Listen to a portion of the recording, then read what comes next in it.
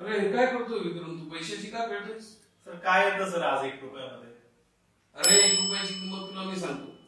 हा 1 रुपया घेतला, रोज 1 रुपया 30 रुपये होतात महिन्याचे. ते 30 रुपये जर आपण गुंतवले 100 वर्षांसाठी तर तुझ्या तिसऱ्या पिढीला 135 कोटी रुपये मिळतील. 135 कोटी रुपये? हा. तुझ्याकडे पंजोबांचा फोटो आहे का तुझ्या? हे काम कर, 135 कोटी तिसऱ्या पिढीसाठी कर, तिसरी पिढी पण तुझा फोटो लावेल. पण आजच्या जनरेशन कडे एवढा पेशन्स नाहीये सर. आज आम्ही काय करायला पाहिजे? मान्य.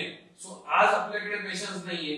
तिसऱ्या पिढीचं सोडा, स्वतःच तरी कल्याण करा आणि त्याच्यासाठी आजच गुंतवणूक चालू करा. तुमच्या उत्पन्नाच्या किमान 25% हे तुम्ही गुंतवलेच पाहिजे दर महिन्याला.